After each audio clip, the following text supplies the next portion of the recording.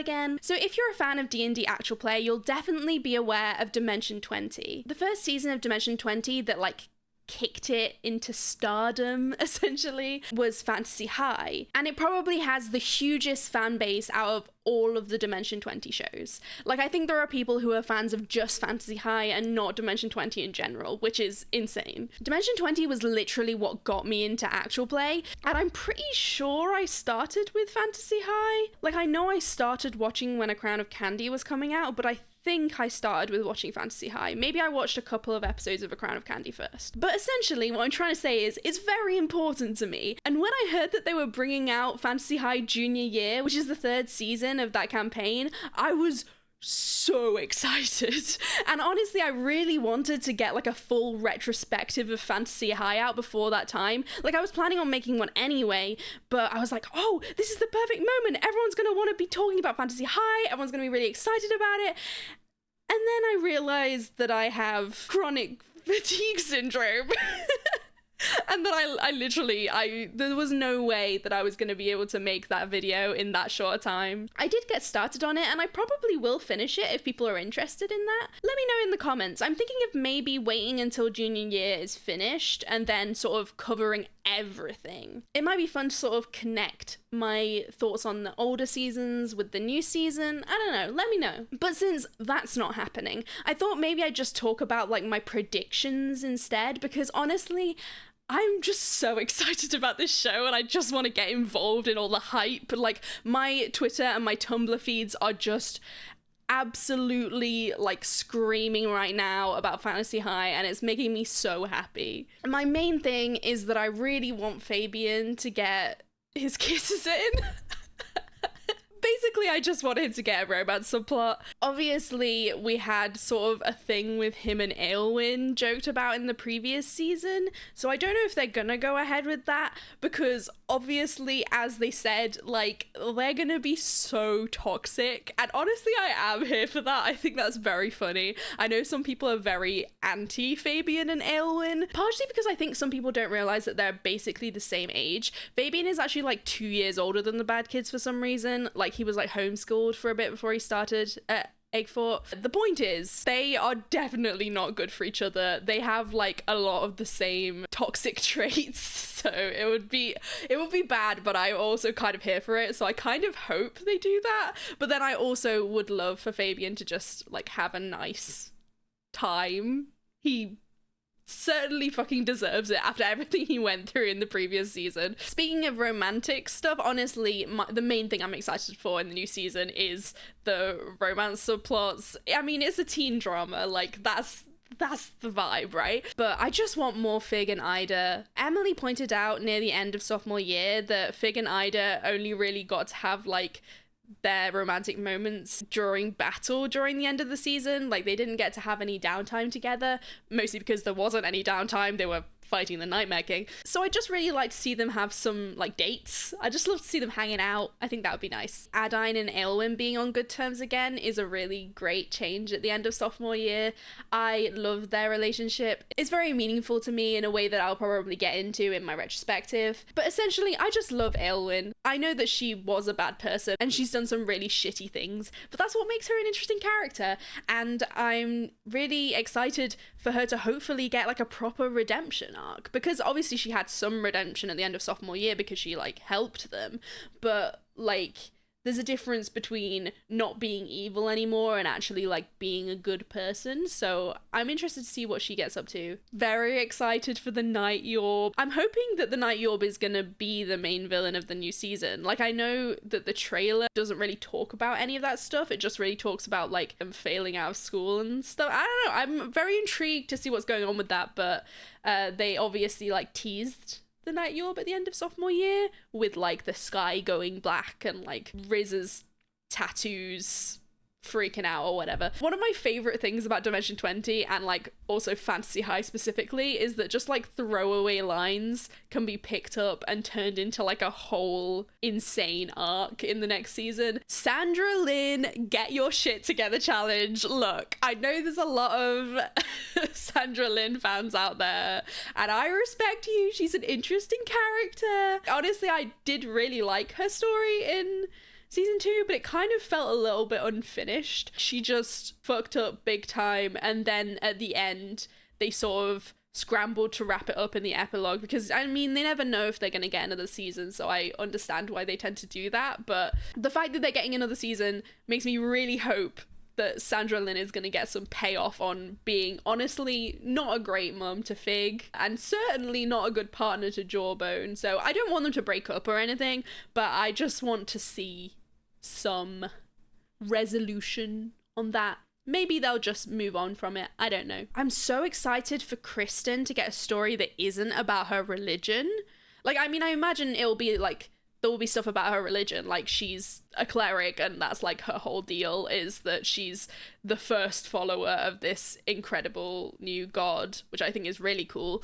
And I'm sure there will be stuff about that, but I mean, like, she spent a lot of time in the first 2 seasons like questioning, and that was really great. I really liked how that paid off in season 2 especially, but I'm just really excited to see Kristen just like excited about her god. I'm really intrigued to see what Kristen's going to be doing now, because it kind of like she was on a journey and that journey's kind of resolved, so I'm wondering what her new journey is going to be, basically. And speaking of Kristen and Tracker, I remember when I first watched sophomore year that I was really anti Kristen and Tracker as a relationship. I'm not entirely sure why, because now I've rewatched it and I don't have so much of a problem with them. I think I maybe just got a bit pissed off about like the fight they have in the middle. Tracker gets mad at Kristen for not telling her something when they were like in the middle of life or death situations the whole time in between it happening. I don't know, man. But I do like really appreciate their relationship and how they sort of really understand each other when it comes to how important religion is to them. And I really liked what happened with Tracker going off on her own journey at the end of the previous season. But I'm curious to see how they're going to resolve that in junior year. Like, will Tracker be back? Will she still be gone? Will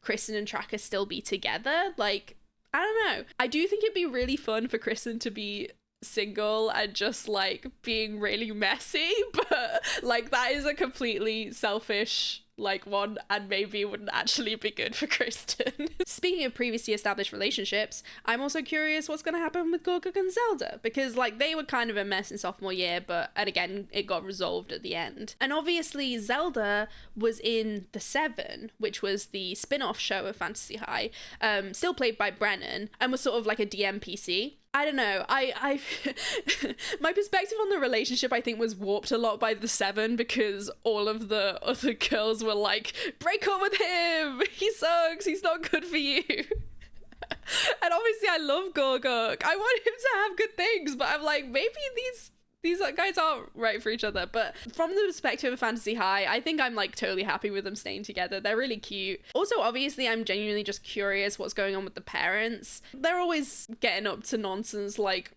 just randomly dating each other is mostly what they're doing. I realized the other day when I was reading like a fan fiction, almost all of the bad kids are somehow related to Fig through their parents dating each other. Fabian's mum is dating Galir, which is one of Fig's dads. Riz's mum is dating Gorthalax, which is one of Fig's dads. Adine is adopted by Jawbone, who is dating Sandra Lynn, Fig's mum. Kristen is also sort of adopted into Jawbone, Sandra Lynn family, so sort of related to Fig, especially because she's also dating Fig's mum's partner's niece.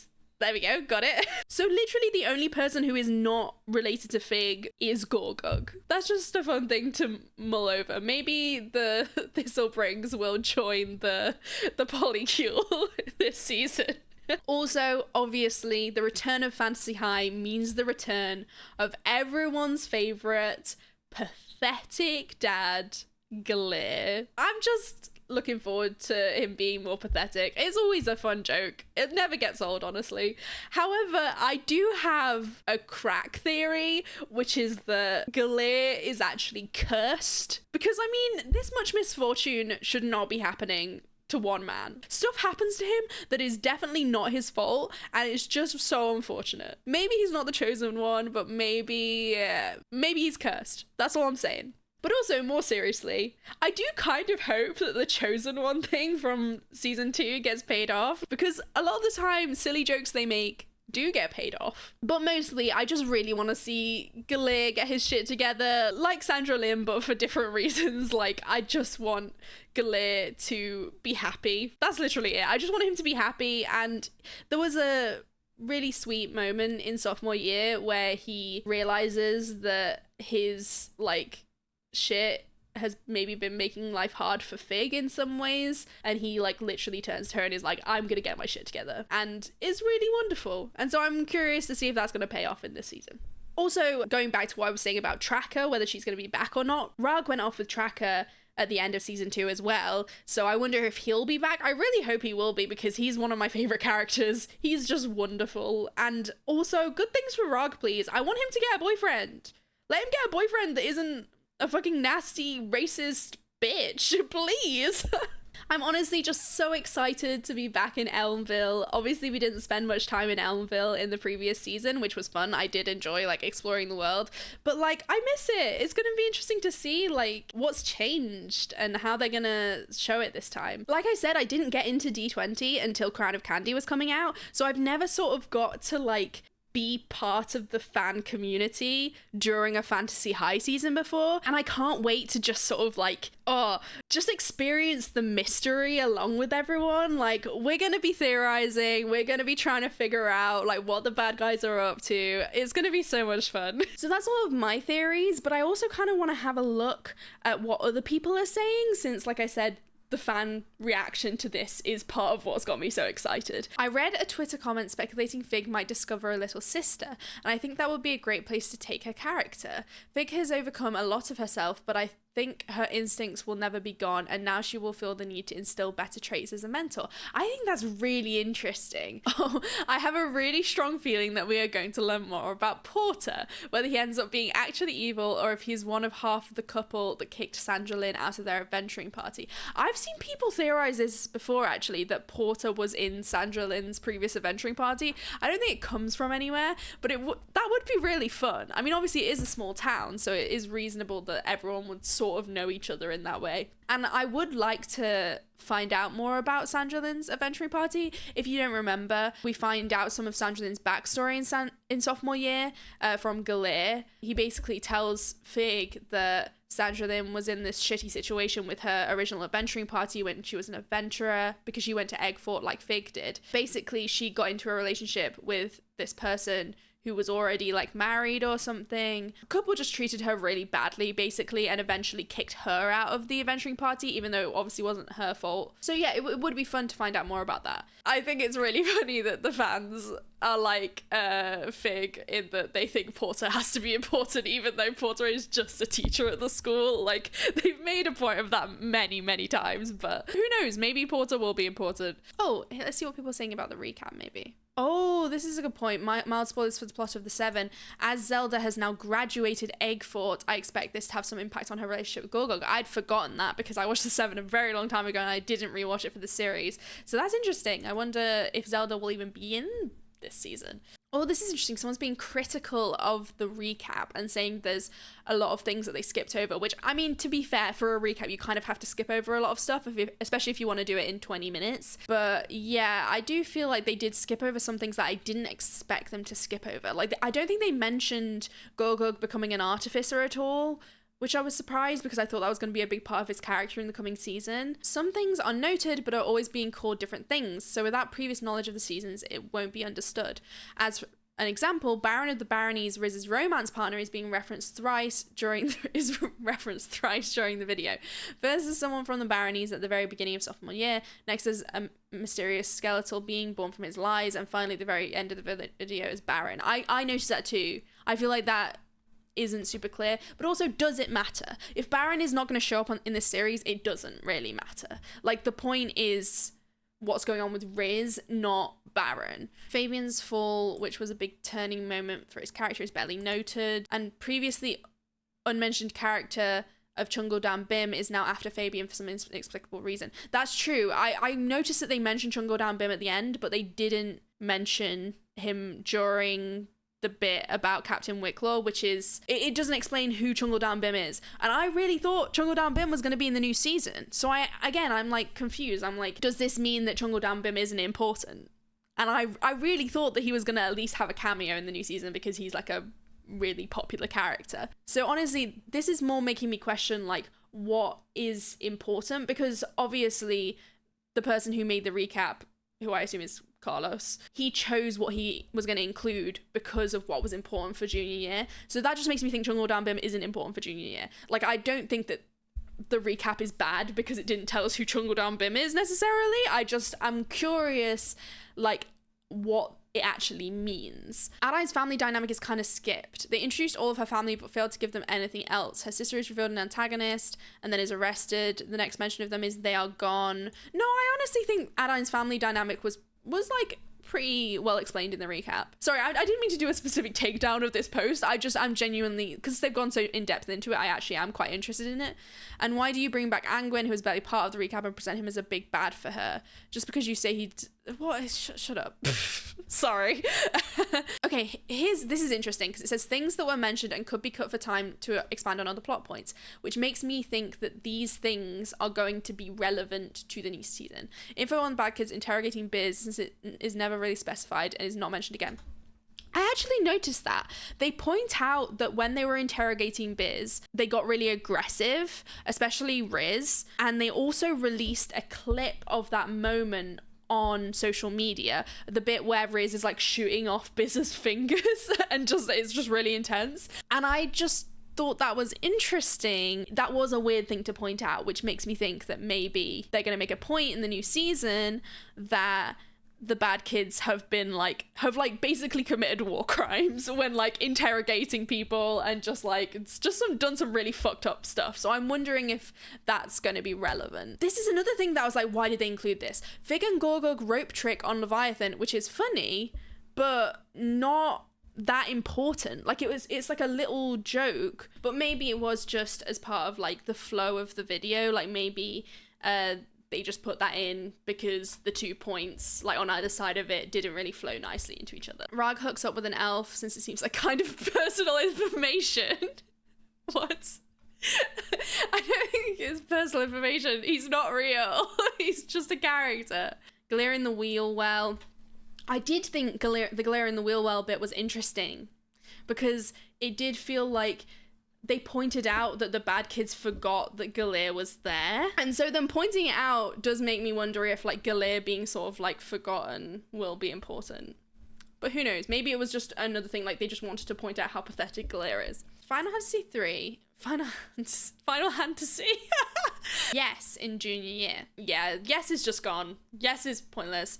Though this person said, I like to think Yes has pledged its services to Cassandra. Someone said, I kind of like the idea of Yes as a villain. Like they were created by someone who immediately found them annoying and stopped caring about them within a year. Maybe we'll see them become... No, that is such a good idea. That is so fun. I would love if Yes came back as a villain. I wonder if Ostentatia Wallace is going to be in this season. Because that'd be weird, because she's literally played by Izzy now. I'm assuming they're not going to get cameos from the actual players from the 7. Though that would be really cool. Oh, this is a good point.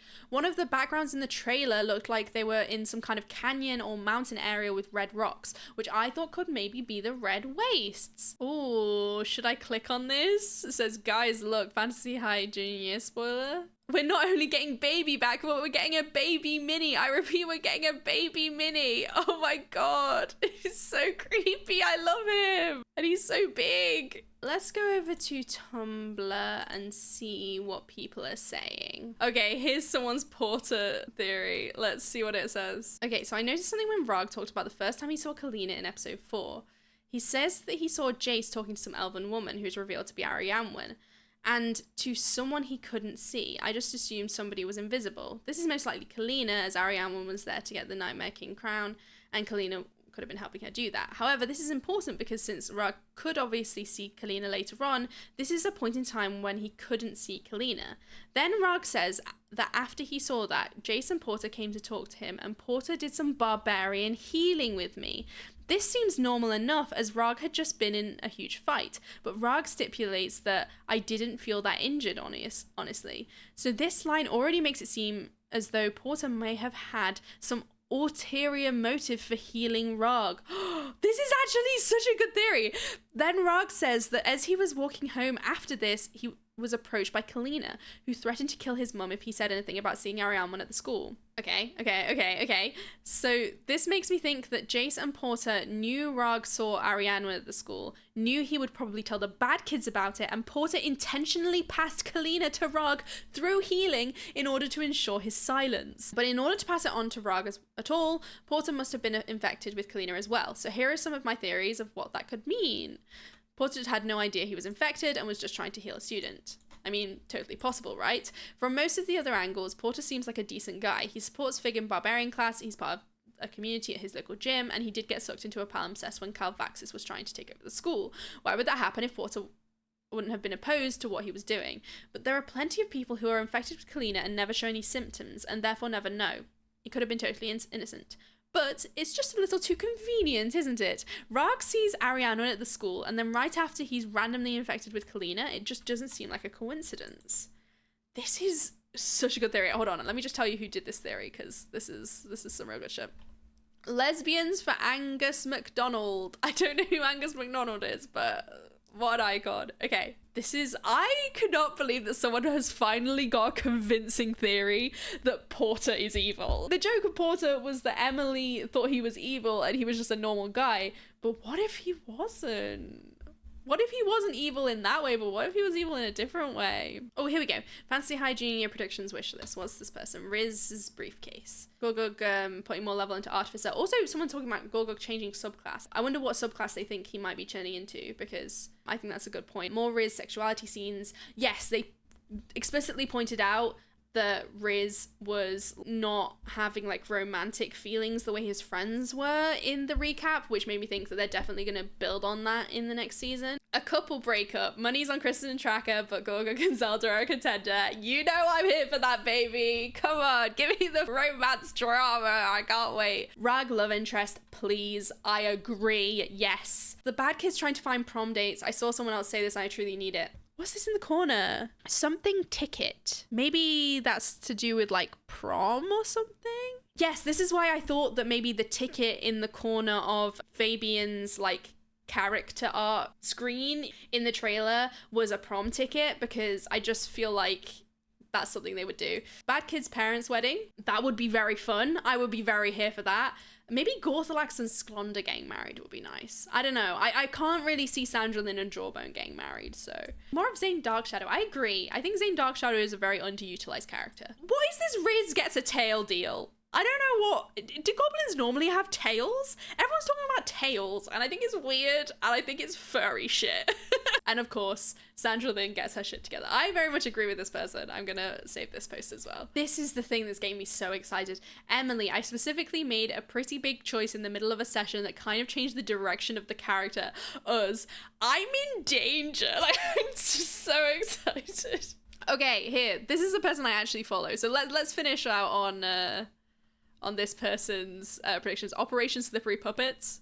As you can see, I do follow them because they solely post NADPOD and Dimension 20 content, and so I enjoy the shit out of it. Right, so we have Lou Duke reminiscent perception checks from Lou, constantly looking for Chungo Dan Bim. Yes, and I will be so surprised if Chungo Dan Bim does not show up. Either a wedding between Hilarial and Galir. That's a good point. I said Gorthalax and Sklonder, but actually I think Hilarial and Galir makes even more sense. Like, I feel like Hilarial is probably a lot more traditional in that way.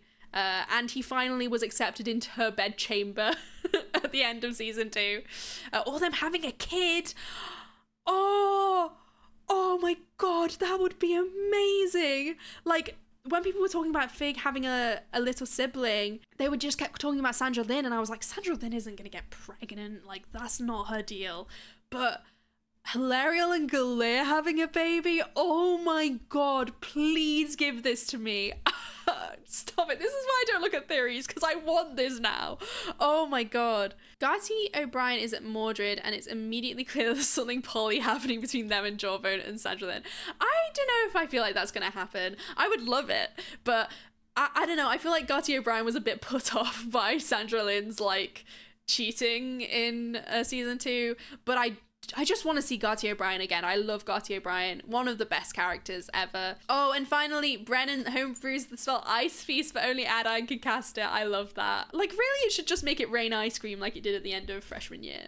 I could truly, like, be in this fucking theory hole forever, so I need to stop because it is 3:30 p.m. and I have not had lunch yet. So those are my thoughts on the upcoming season. I'm so fucking excited. It's a week until it comes out in my current time, but honestly, it'll probably just be a few days by the time I get this video out. Please let me know what you're most excited to see in the comments, and also tell me who your favorite bad kid is, if you have one. I mean, like, obviously I love all of them equally, but also Fabian is my favorite, okay? If you have any other Fantasy High or Dimension 20 videos you'd like to see from me, please let me know in the comments as well. I've honestly been having a blast rewatching Fantasy High ahead of the new season. I'd forgotten how much I loved it. It's so good. Sophomore year is probably my second favorite out of all of the Intrepid Heroes seasons. Maybe I should make a ranking video at some point. Interesting. Watch out for that. Coming soon. Please feel free to follow me on Twitter to see my thoughts as the season is coming out, because I will not be making, like, a video every week to scream about it, as much fun as that would be. And I'll see you soon. Oh my god. Please scream at me in the comments. I'm so excited. I know I keep saying it, but damn it. Love you all. Bye.